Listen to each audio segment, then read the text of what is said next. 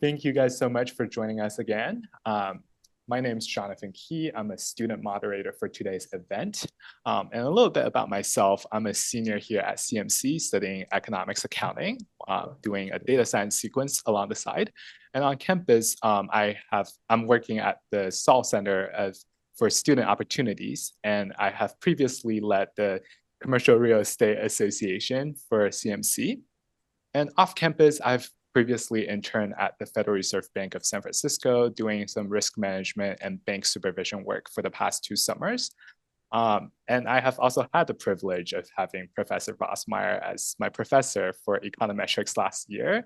And in fact, this semester we are working on the FinTech Practicum project, where Professor Vossmeyer is advising my team for working with the Small Business Administration, where we're looking at historic government contract data and building predictive models to forecast future contract needs. But enough about me. I'm sure everyone's more excited to hear about what Professor Vossmeyer has to share today. Before we get started, we're going to go over a few housekeeping items. So the first is please stay muted during the presentation. We are going to have a Q&A session at the end. And questions are welcome anytime during the discussion. There are two ways that you could send in your question. The first is to just directly type it into the chat, or you could send them privately to me or Rebecca. And at the end of the presentation, we'll try to get to as many questions as possible. But today, we are joined by our speaker, Professor Angela Vossmeyer. Professor Vossmeyer is the Rofecker Family Associate Professor of Economics and a George R. Roberts Fellow at CMC. She's a leading expert in financial stability, and her research explores emergency liquidity programs, bank recapitalization, and interbank networks, shedding light on bank failures and the recovery of financial systems after crisis. She is widely recognized for her innovative econometrics methodologies, which integrate regulatory and firm decision-making structures to address critical questions in financial stability. Recently, Professor Vossmeyer was honored as the inaugural Rofecker Family Associate Professor of Economics in a well-attended Athenaeum ceremony, where more than 130 guests gathered to celebrate her achievements. Without further ado, I'm going to pass the mic to Professor Vossmeyer. All right. Thank you, everyone, for joining in. And of course, thank you, Jonathan. He's very busy right now. As he said, on my data science team, he was just given some pretty big assignments from me on Monday. So I'm glad he took the time out of his schedule to be here with us today. Appreciate the opportunity to speak. I don't really know what to speak about because it seems like pretty just a mellow day in stock markets and really just a moderate business cycle to be experiencing. So but now, okay, we've got plenty to talk about. So let me go ahead and put in some slides here. My plan is we're gonna start pretty simple. I'm gonna assume very little background knowledge of various metrics of the macroeconomy. So some boring slides, getting through some definitions, making sure we're all on the same page, and then speaking directly about where we're at in today's economy in terms of inflation and interest rates, and of course, what are some pathways ahead. But yeah, like I saw in the chat, someone said this is a timely talk, and Rebecca couldn't have probably picked a better day, the day after Liberation Day. So let's get into it, and yeah, hopefully we got plenty of time here. So, all right, so let me just talk about what inflation is. Inflation is the overall upward trend in price movements in the economy. In the United States, we have several measures of inflation that we look at. The main ones you hear about, of course, are the CPI, the PCE, and PPI, the Producer Price Index, Consumer Price Index, and the Personal Consumption Expenditures, that's the PCE. These all vary in different ways, but the CPI is we basically put together a basket of goods, what Americans kind of purchase in everyday basis, and we add weights to it, and that's how we measure the price level. So we look at how those things change over time. The personal consumption expenditure is getting probably a little bit more attention. This is the one that the Federal Reserve actually targets more directly. The difference there is the weights in the personal consumption expenditure, they're updated monthly, where the CPI is really more of an annual updating of the weights. So we get just a bit of a quicker response in terms of our basket of goods. And the personal consumption expenditure also considers employer provided costs. So things like healthcare will pop up more in the PCE measure over the CPI measure. But to be honest, these all very much track very closely together. Just different ways of measuring consumers versus producers and things like that. So the Federal Reserve targets a 2% inflation. This is what we like to see. This is what they say, greases the skids of trade, just keeps our economy going steady. We feel those upward price movements, but we feel that in our wages going up and things like that. And the things that influence the price level in the economy, of course, are demand conditions, right? So how much stuff do we want to buy? Supply conditions, which is, when I go to the store, is there stuff on the shelves? If I want to buy a new bicycle, is the bicycle there available to me? And a big one is just our expectations of inflation. So the moment we begin to expect price movements, it's almost like a self-fulfilling prophecy in the sense that they'll appear. And so, of course, we'll talk about this when we get to the tariffs, because we've already been forming expectations about prices even before the tariffs have been enacted. So the graph that you can see here on my screen, and I assume you can see my cursor, is that right, Jonathan? Okay. So this is the CPI inflation in the United States post 1960. And so you can see, obviously, it's been high before, and here we are over here, and it's high. The stark movement, right, in this post-COVID era, the sharpness of that incline is what's worrisome. As you can see, we responded and inflation did come down. So the first question to ask ourselves is, what caused this spike here? What caused that? And that kind of goes back to our response to the COVID pandemic. Couple different angles to speak about here. The first, of course, is the CARES Act, which is where we basically pumped close to $2 trillion into the economy out of fear, right, that the economy was going to shut down during the pandemic. So this included individual cash transfers to households, stimulus checks, things like that.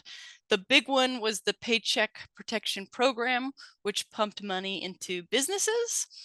And once you pump money into the economy, it gets pretty tricky to pull it out, especially in America, where we like to spend money and consume goods and things like that. So instantly we put this money into the economy. People demand goes up, right? You have more money, you demand more goods, and that puts upward pressure on prices.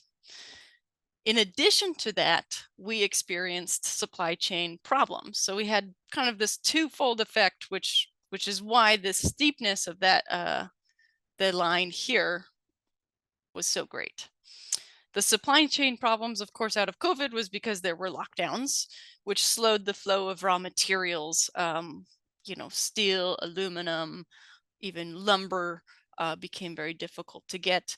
And companies operating had to adapt to new requirements like the social distancing rules and things like that. So this is even pre-tariff world. We had inflation. It came from both a demand effect and the supply side. An economics paper that came out of the San Francisco Federal Reserve said of this, jump in inflation, 3 percentage points can be attributed to the CARES Act. So, demand side was driving a big part of it. Supply side, of course, we heard a lot of stories about the inflation that was, it was going to be transitory just once we got to solve those supply problems. But even once those were solved, the inflation stayed around, but of course that was because a lot of it was coming from the demand, the excess liquidity in the economy. So we have inflation, we responded to it, right? And how did we respond to it? With interest rate adjustments. So when inflation goes up, right, we have ways, the monetary authorities, the Federal Reserve, have ways to, I'll phrase it as incentivize saving or incentivize spending. Spending was very high post-COVID. We had lots of money. So the Federal Reserve wanted to incentivize savings, slow it down a little bit.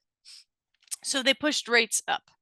So interest rates, when I talk about, pushing rates, what the Federal Reserve is doing is they're targeting what's called the federal funds rate.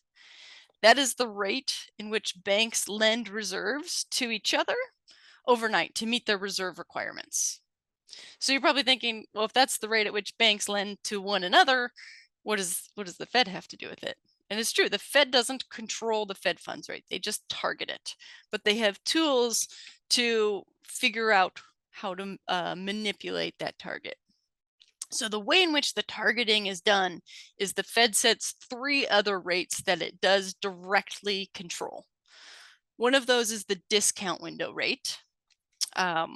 The discount window is when banks need to go to the Federal Reserve for money, like they need liquidity, and it's usually not a great thing that banks want to do.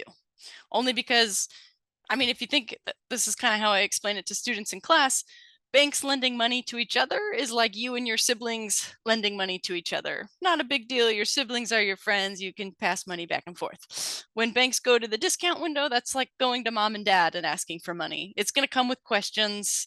It's a little costly. They're going to bug you about why you need this money. So the discount window rate, that's one angle. And so the discount window rate is generally going to be higher than the Fed funds rate. But if they can set that value, they know, well, banks will pay a higher price to borrow from us, but they should be able to borrow from each other first. And then the Fed also pays interest on reserves. So banks keep basically a bank account at the Federal Reserve, and the money sitting in that account, the Fed will pay them interest on. So this is going to act like a lower bound, because banks won't lend money to each other, right, at they're going to get a rate from the Federal Reserve, so they want to be able to get a better rate on the market. So the discount rate and the interest on reserves kind of sets this upper and lower bar. So the goal is for that Fed funds rate to end up right there. There's also a third facility, which is called the Overnight Reverse Repurchase Agreement Facility. Mostly exists because not all banks keep reserves with the Federal Reserve Bank, like Federal Home Loan Bank. So it just gives another tool in which this can be adjusted. So the graph you're looking at here is the effective federal funds rate going back again to 1960. And so as you look at this picture, we're here, and yes, this is a sharp increase, but you look back and you're like, gosh, it's not that high, right? Relative to where we've been. Maybe close to like a historical average, but you can see it's been far more dramatic before. And so this number is talked about a lot, though. And so I guess the next obvious question is, why do we make such a big deal about this when we've been here before? And so that leads us to kind of what does debt in the economy look like? Let me go back here just so we can kind of like draw a line back here. So the Fed funds rate kind of sat around the number we're at today in the 1990s. In the 1990s, the average mortgage size was about 100,000. So a 4% interest rate on 100,000, gets you your payment set up. The average mortgage size now is about $400,000. And of course, if you're a lucky individual living in California, it's probably much higher than that. I forget the number off the top of my head, but close to like 50 cities in California, where the average mortgage size is $1 to $2 million. So 4% on top of a mortgage size of that amount. And now we're talking about a serious chunk of household income that's going to go towards these payments. And so this graph you're looking at here, the blue line is your like housing payment to income ratio, and the green line is the 30-year fixed interest rate. And so you can see this doesn't even go to today. This graph stops at 2022. So as interest rates, these are mortgage rates, sorry, we're at 4.4%. You can see how dramatically the fraction of our income that goes to housing spikes up. And overall, across the entire economy, mortgage debt makes about 70% of all consumer debt. So as we push that higher, more of our income is going to housing payments, which is why a number, even though it looks low relative to our history, is very significant when it comes to today in the mortgages that people are carrying today and the direction that house prices are sitting at. So that's kind of the interest rate story. That's why we make such a big deal about what the Federal Reserve is doing. And the Federal Reserve knows that what it's doing really changes markets. And so the Federal Reserve is always practicing this thing called forward guidance. Forward guidance is when the Fed finishes its meeting and it says, okay, this is what we're doing today, and I expect 2 more rate hikes later this year. And so their goal there is to change our expectations, right? So we then believe these things are going to happen in the future. So when they happen, markets don't react, right? We've already formed our expectations around these things. And so where are we now? Like, that's kind of the background, interest rates and inflation. Right now, inflation sitting at about 2.9%. This was the most recent number, and the federal funds rate is about 4.33%. So from a historical perspective, and just looking at these numbers, it's not too bad, right? Inflation was higher, we brought it down. It looks like we were probably trying to get that soft landing, and it looked like it was doable, but of course things changed dramatically, so we're on our toes. The unemployment rate right now is about 4.1%, but there will be a new employment report coming out tomorrow. I'm pretty sure it's tomorrow. That report may pick up some of the government recent layoffs. I don't think it'll pick up all of it, though, so I don't think we will see too much of that playing a role in there, but those numbers may come into our employment reports here pretty soon. But right now, 4.1% unemployment rate, that looks pretty good. That's this top graph you're looking at here. So this is the unemployment rate, again, going back to 1960. You know, looking like we're still in a good position. The other thing I like to look at myself is the commercial bank loan delinquency rate. That's this bottom graph here. And as you look at loan delinquencies, obviously you can see the crises in the recessions. I should have said that earlier. These shaded regions are the recessions defined in the US. And so, of course, this is the global financial crisis where loan delinquencies spiked, unemployment spiked, and this huge spike here, those are the COVID layoffs. And there's not really much of a spike in delinquencies during COVID because that wasn't a financial crisis. That was a separate form of a crisis. But you look at the numbers like they appear on your screen here, and it looks okay. Like the economy has been on a steady path, but people are worried. And mostly because you can see the slope of these lines really start to change. Like the unemployment looks like it's coming up, hasn't moved a lot, but you can see it there, and you can see loan delinquencies start to change and point upward. Again, where these numbers sit, it looks okay, but there are concerns. And really like our early indicator measures. That's what we like to look at. One of those early indicator things that comes from a JOLTS report, which stands for Job Openings and Labor Turnover Survey. This just came out a couple days ago. This report, it didn't have anything too dramatic, but it did show fewer job openings and a lower quit rate. So we're not advertising for as many jobs, and people aren't quitting their jobs very much. And it sounds counterintuitive, but we look at the quit rate, excuse me. If the quit rate is high, it usually means a fast and like attractive labor market, right? Where things are moving, people are willing to switch jobs, look for better opportunities. When the quit rate goes down, that's usually a sign that people are scared, they're unwilling to leave their existing jobs, so they kind of dig their feet in the sand and just try to get through it, right? So these are moving in a concerning direction, but again, I don't think this report showed anything too dramatic. What is acting more dramatic, and this is something that tends to be more dramatic anyway, are these surveys that we do for consumer sentiment and confidence. Some of the big ones come out of the University of Michigan, but there's a handful of these surveys.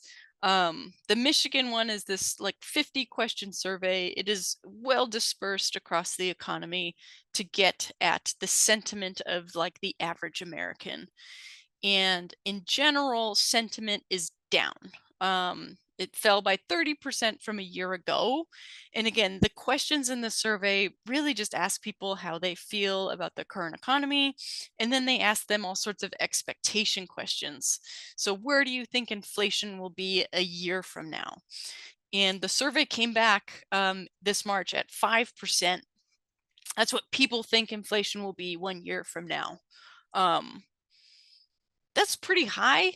It's way higher than it was than what people thought a couple months ago. Um, and again, the reason that economists care about what people think about inflation is because, again, part of inflation just moves because of expectations, right? If we think prices are going up, right? If you're a small business and you think your inputs to your goods are going to go up, you might preemptively raise your prices so you don't go through this window where your margin falls or something like that. So expectations are pushing that up. And then the other kind of more shocking one that came out of this expectation report is that 2/3 of respondents expect unemployment to go up. And so last time we had 2/3 of respondents report this on unemployment, it was 2009. So not a fun time in people's memory per se. So the last tidbit here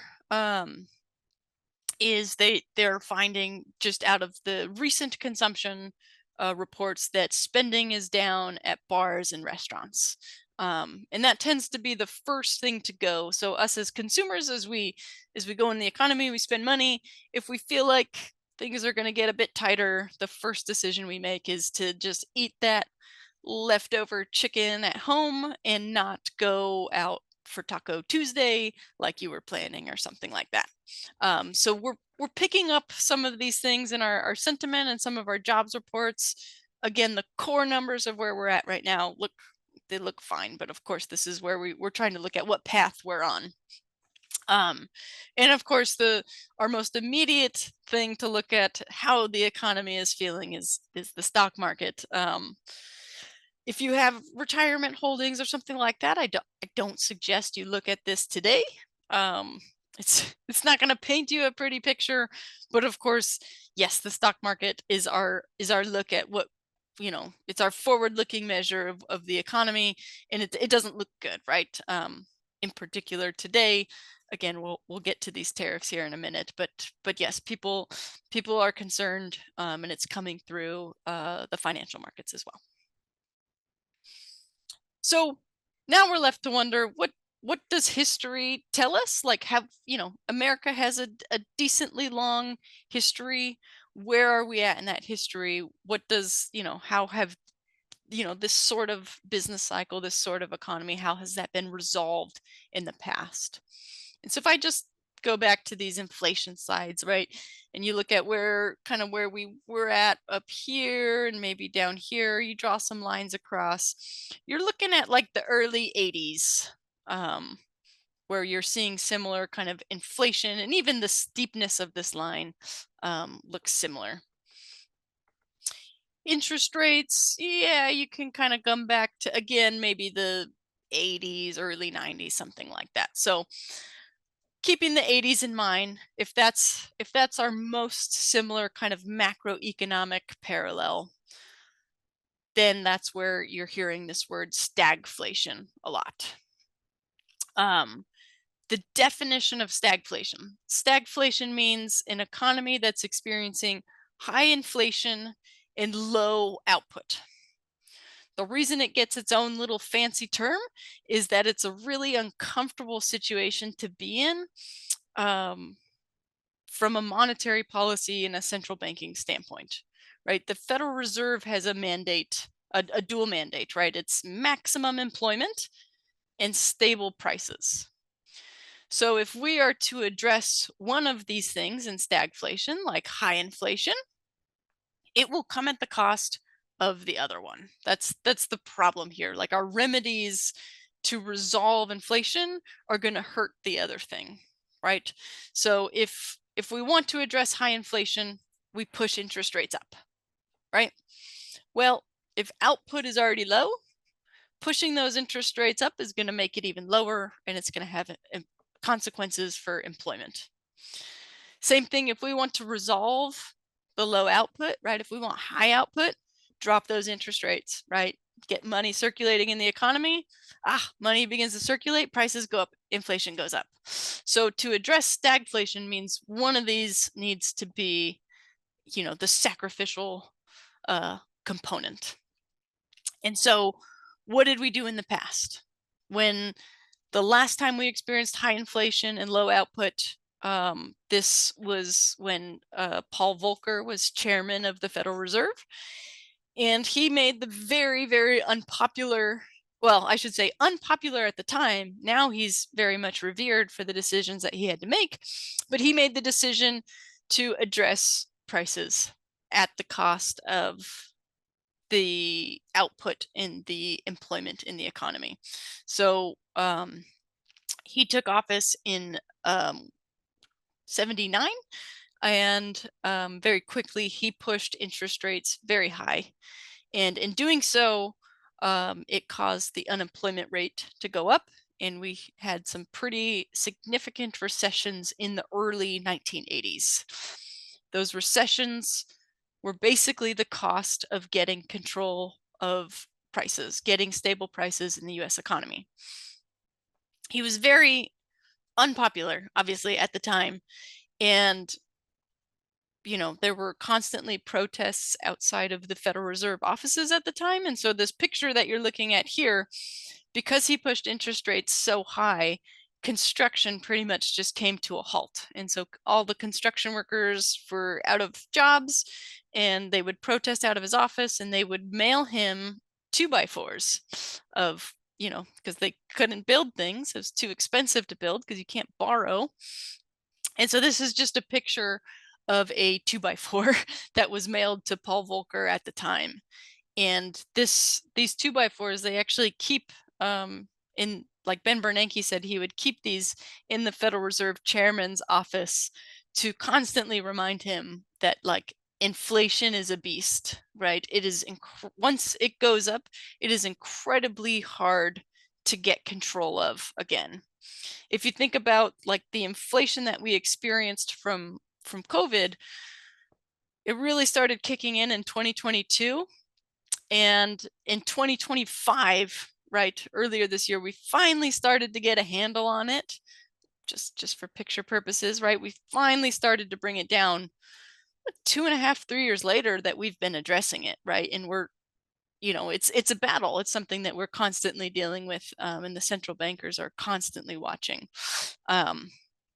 So that's the way we address this historically. But what is different about today? What makes today kind of even more challenging in some respects? And that's this picture here.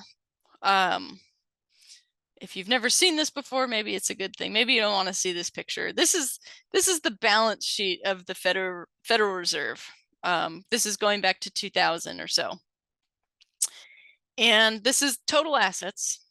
And so you can see back into the history of the US, the Fed's balance sheet was very stable, just standard.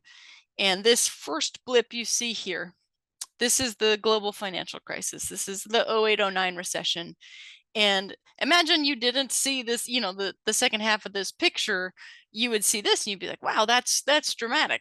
But I'm showing you the whole picture so you can see that we did a ton of monetary policy to help with that crisis. And that's that first blip. But we didn't recover from that crisis very quickly. Our recovery was very slow. We did recover, but it was just slower and more sluggish. And so you can see we continued a lot of those programs, various quantitative easings and things like that, well, many, many years after the global financial crisis. And so you can see the line begins to flatten out. And finally, we began to unwind that Federal Reserve balance sheet. Finally, we were like, all right, let's bring this sucker back in, try to get it back to being normal. And then boom, COVID hit. And this is just actually kind of unbelievable, the expansion in the balance sheet during COVID. And again, a lot of this was those various programs we did to stimulate the economy and keep liquidity really high. The Federal Reserve was in charge of basically monetizing the Paycheck Protection Program. And so it created a liquidity facility that banks could go to then give those forgivable loans to businesses. And so that's why you see so much involvement from the Federal Reserve here. So we continued that kind of COVID stimulus for a long time. 2022 hits. This is where we're starting to see those inflation numbers pick up. And then we're thinking, oh dear, we need to unwind that balance sheet again. We begin to unwind, and the March 2023 banking crisis, that's this tiny little checkpoint looking thing here, in which case the Federal Reserve again had to open up emergency liquidity facilities. Luckily, we got a handle on that pretty quick, but there's a looming thought in our head, of course, about that. And then again, we begin this unwinding process. But this is what makes today different. If we feel the policy response to high inflation, let's say we experience a huge bout of inflation or something like that, if we think the policy response should be to push those interest rates up, it's costly in terms of course, we just said there's employment effects, but we pay interest on the debt that we issue, right? So our interest payments on that debt will go up. And we know that as we push interest rates up, it produces stress for our banks, right? That's what we learned in 2023.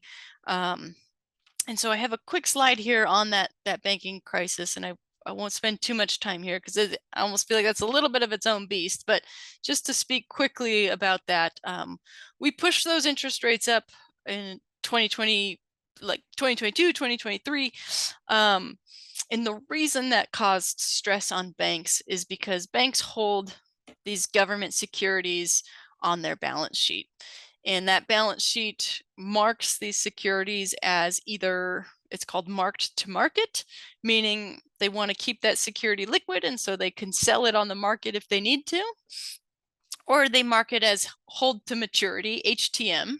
And that means that, you know, they'll hold that security until it reaches its mature value.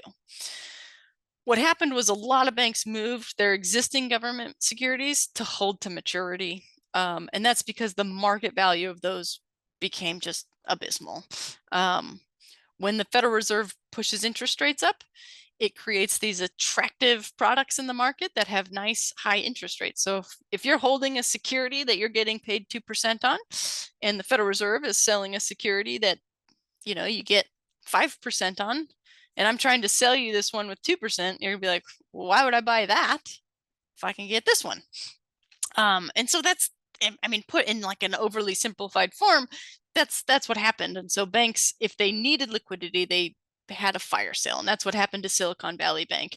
It took a $1.8 billion loss selling these securities at just horrible prices, but just trying to drastically get liquidity. Of course, that just sent things into a tailspin. Panic happened. Their depositors withdrew basically all the liquidity that could exist, and the FDIC stepped in and shut down that bank. But to react to that, that's where you saw the Fed again open those emergency facilities and try to calm any sort of banking panic. The Fed never wants depositors to not trust banks, not keep their deposits in those institutions. And a nice little parallel, since we talked a little bit about the 70s and 80s, is that this interest rate risk problem where the Fed pushes rates up and there's stress on financial institutions, that was the essence of the savings and loan crisis, right? Where there was this maturity mismatch that happened when interest rates went up. So again, this is just to bring up that, if we push interest rates, we got to watch the banks too, to make sure. The big banks seem like they're doing okay. It's the regional banks that have this kind of more concerning portfolio that kind of came through before. Okay, so everything I talked about was the inflation that existed pre-tariff discussion. And now, of course, we have this, I felt like we were doing a decent job at achieving what the Federal Reserve was calling our soft landing.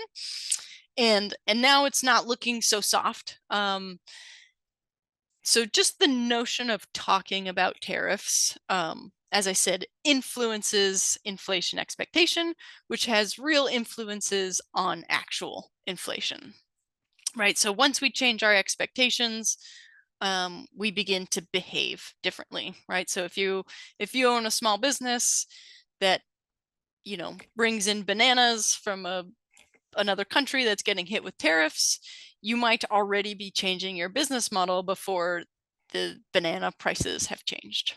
And then, of course, once enacted, supply changes. So those are two ways in which inflation can change because of these tariffs. So I think it's worth it to think about like the hypothetical pathways that we can go. So let's just think about let's think about a toy example, right? It's almost happy hour. So let's just say we love wine, and the favorite, our favorite wine is from Spain. And I think the Spain tariff is 20%, right? So the restaurant that I go to that buys that wine now is essentially, could have to pay this tax to bring that wine into their restaurant. And now me as the consumer probably have to pay a higher price for that bottle of wine because the restaurant had to pay a higher price, right? That's the essence of the tariffs here. So hypothetical pathway, number one, tariffs push inflation higher, which is, that's what all the news, that's what everyone, economists largely agree that tariffs put this upward pressure on prices. So if you're the Federal Reserve, right now, I think their last projection was like 2 rate cuts later this year. But if prices go up, I think the option of the rate cuts goes away, right? Because as they lower interest rates, demand pushes, right? We want to spend more money. It puts upward pressure on prices. That's the last thing we want to do. Another scenario is, tariffs. Tariffs push inflation higher, and we begin to see unemployment go up. That's the scary scenario. That's pushing us towards that stagflation situation. The Federal Reserve technically would have a choice to make here. Address one or the other at the cost of the other, right? This is what we were just talking about. So if they do a rate cut to address employment, right, that means they're going to lose further control of prices. And like I said, wrangling in prices is a really hard and tricky process, and it takes years. So if you let it go even more, it's going to take more time to bring it back. If you do a rate hike to address the price level, that's where you can expect worse employment outcomes. And like I said, that was the choice that was made before in American history. I, you know, rates are at a decently high place right now. I could kind of see them just trying to keep them there for a bit longer. So now, what if there's no inflation, right? Is there a scenario where tariffs do not push prices higher? And I sat and I was thinking about the different dynamics that would have to come into play. One dynamic, which again, it wouldn't be a great scenario, would be if demand sufficiently falls, right? If we as households are like, okay, I'm done spending money, putting all of my money into that high yield savings account. I'm eating at home, I'm not buying the new car or boat that I was planning on. That's problematic because that's the sort of behavior that's like very recessionary, right? The situation that I think the president wants to see, whether or not it's actually possible, of course, would be that US wholesale manufacturers fill the void, right? So that bottle of wine that we wanted from Spain, we can't get it from Spain, but maybe we can get it from a winery in California that's equivalent quality and everything. And that bottle of wine from the winery in California needs to be entirely homemade. The grapes, the glass for the bottle, the paper for the label, the cork, everything there, right? If all of that was made in the US, then that's where US manufacturers would begin to fill the void, like this supply shrinkage that we would worry about. So let's suppose they did that. And let's suppose that we got all of our wine from the California wineries. Then the problem becomes, can those wineries supply enough wine to satisfy us? Right? Like, so all of us who drink wine, all 91 of us in this Zoom room, now are getting our wine from California, anywhere in the United States. Can the supply, right? Can those vineyards grow enough grapes, get enough glass bottles to get us all a bottle of wine, right? Because they have to make enough for us to demand it, right? And if they don't, well, prices will still be high then because the supply is not there to meet demand. And they can ramp up their production, of course, but I mean, it takes a long time to ramp up production. Like, think about COVID, think about how long it took us to make enough masks so people had masks, right? So there's a production side here that I think that, needs to be part of the story, but whether or not it can keep up with the tariffs are going in place on tomorrow, right? Or no, if the 5th and then the 9th or something like that. But anyway, so I think these are the hypothetical pathways ahead of us. I think it's a tricky time to be working at the Federal Reserve, a much more exciting time to be an academic economist sitting here studying all the different scenarios and getting to talk to students about it on campus.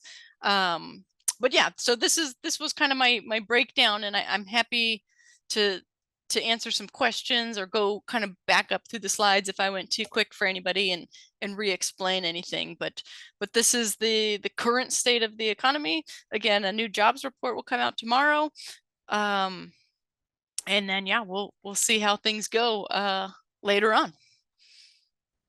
Thank you, Professor Bosmeyer. Thank you for this amazing talk. And like you said, it's very timely and very insightful. And we do have a few questions while we still have a few minutes for the session. The first question comes from Phil, and they're asking, would you help us connect the dots from the Trump tariffs to inflation, to the stalled trades, to the strong dollars, and then the new heights of the US fiscal deficits and debts, and then potentially or even inevitably leading to recession? Or would you suggest that there are otherwise that the recession won't happen? All right, Jonathan, you got to walk me through. So we're going from the tariffs to inflation. Inflation. Okay, so let's try our bottle of wine. So, we're getting it from Spain. We used to bring it in for $10. Now we have to bring it in for $12. And so now the restaurant is going to sell it for $15. So they have a margin. And so, okay, there's our inflation pathway. And then the next one is how that affects trades and the US dollars, and whether there will be like the potential of leading to recession or not. So the way in which that affects the dollar, of course, is when we bought that bottle of wine from Spain, those, like, let's say American dollars are crossing the border, right? We're exchanging with international markets. And the beauty of the American dollar is that it was exchanged in all markets, and it is used as the backing of many currencies in the economy. Um, the reason people back their dollar with the US dollar is because they trust it. In the history of the United States, we haven't done any sort of currency manipulation where we've tried to change the value of the dollar, right? The biggest swings, of course, were when we went on and off the gold standard and then through the Bretton Woods system.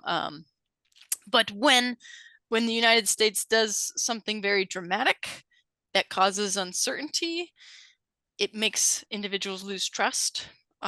So instead of like keeping the US dollar as their safe haven, they may look for a different currency as the safe haven. So that's why we would see currency effects. And then getting towards the recession, of course, a lot of different ways that can happen. But going back to the wine scenario, so now the bottle of wine is $15, and I don't have $15, so I don't buy the wine. So the money just stays in my bank. The restaurant doesn't get the money. Restaurant doesn't feel like they can sell the wine, so maybe they stop buying the wine, so they stop spending money, and just consumption goes down, demand goes down. We put our hands in our pockets. When that happens, the restaurant doesn't need as many employees, right? Fewer servers because there's fewer people showing up, and so they lay off employees. Unemployment goes up, and that's the the steps towards a recession. Thank you. I'm getting flooded with questions and follow-up questions, but I'll try to shift gear a little bit and try to get to as many questions as I can. Someone asked if you could explain the incentive for the Federal Reserve to uphold high interest to inflate away record high government debt, and what role does this play in determining whether the Fed would cut, increase, or maintain rates in light of tariffs? So pushing rates with regard to record high government debt. Well, it depends on the whole, like the holders of US debt, a lot of it is American people, right? So in terms of interest payments going back into the American economy, that's one way. But then also a lot of international economies hold US debt. And so that's us paying other countries interest on that. And sorry, there was a tail end to that question there. There was what role does this play in determining whether the Fed would cut, increase, or maintain rates in light of the tariffs? Yeah, okay. So I think that's the very difficult decision that Jerome Powell and the individuals need to make there. My personal opinion, I don't work for the Federal Reserve. I spent my sabbatical there, but that was it. I think they're willing to raise rates to address a price problem. I think it is very instilled in the Federal Reserve's mind of what happened in the 70s and 80s and how long it took to respond and resolve it. So I do think that they are willing to make the hard decision to raise rates if prices go up sufficiently high. If prices creep, I think they will be most willing to keep rates where they're at. Rates are already high. I think they're more willing to just say, hey, we're not dropping them anymore. We'll stay where we're at and hope that the tariff game was a negotiation tactic rather than a long-term strategy for economic growth. Thank you. The next question is about whether you could talk a little bit about the impact of the flip side of US applying to tariffs to goods that are coming into the US. If foreign countries can apply reciprocal tariffs to US goods, or more likely even services, won't that cut our exports and cause more job losses domestically? Yes. The quick answer is yes. Reciprocal tariffs hurt us a lot. We import a lot of goods into the US, but we also export a ton. And it is the foundation of many industries is our exporting. Um, so demand for, US steel or something like that in other countries, or maybe, our homegrown cheeses, things like that. So we sell cheese to a lot of countries. And if they hit us with a reciprocal tariff, if the restaurant in Canada that was selling our cheese, they used to pay $10 for it, but now they're getting hit with a reciprocal, so they have to pay $13 for it. They may not want to play with the US anymore, I think, is the concern. And I think the deeper concern is that trade relationships are very sticky, right? We form relationships with other, like if you're an individual company and you finally found someone overseas that buys your goods or something like that, it's a nice and efficient process. And if that gets messed up, someone overseas might find someone else to play with, right? They'll buy their cheese from France, let's say. And so once that Canadian company is buying cheese from France, they no longer need us.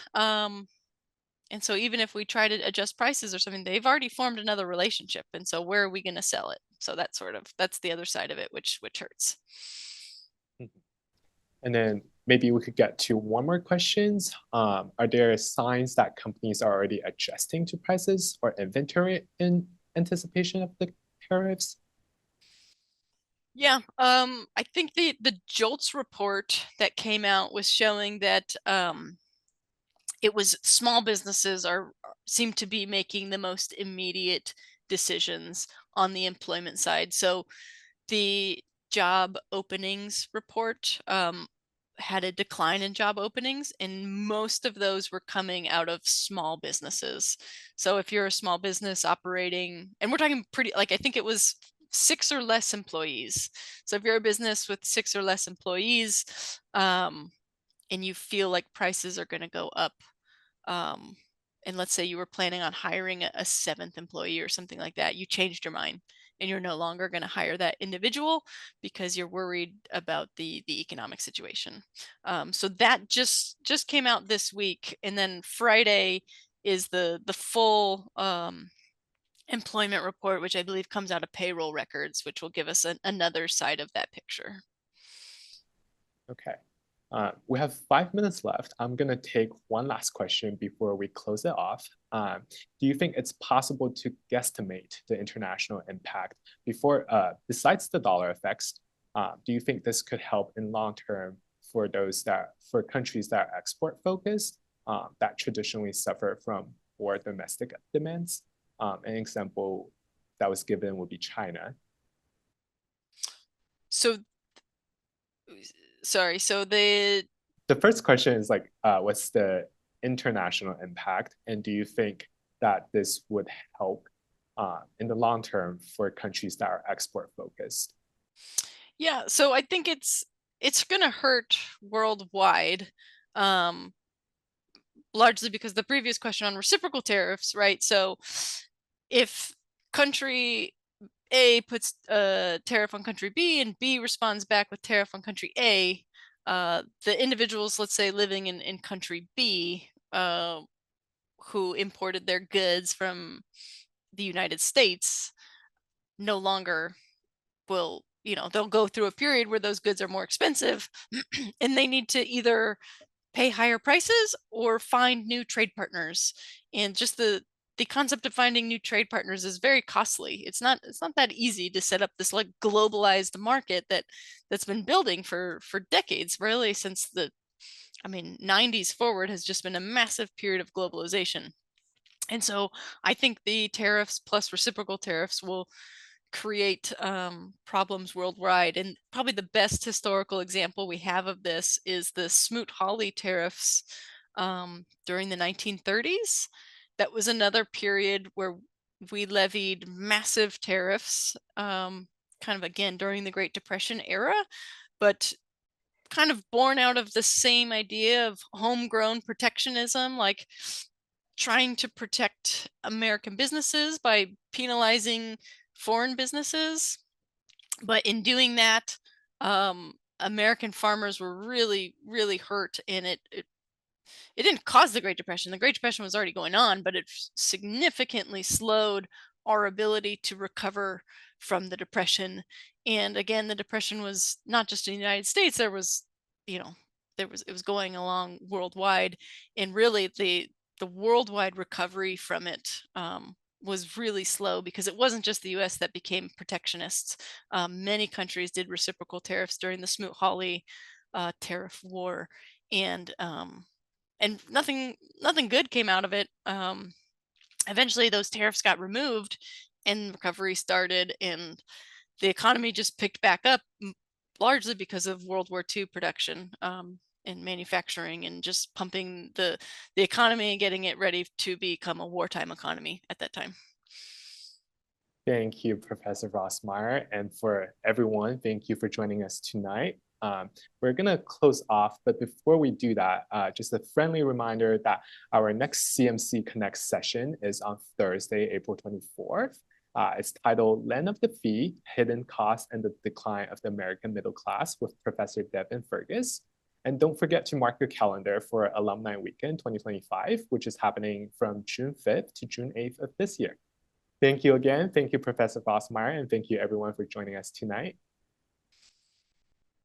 Yep, thank you for having me, and thanks for the questions, everyone. I hope you enjoy, well, it's not Taco Tuesday, but Taco Thursday or something.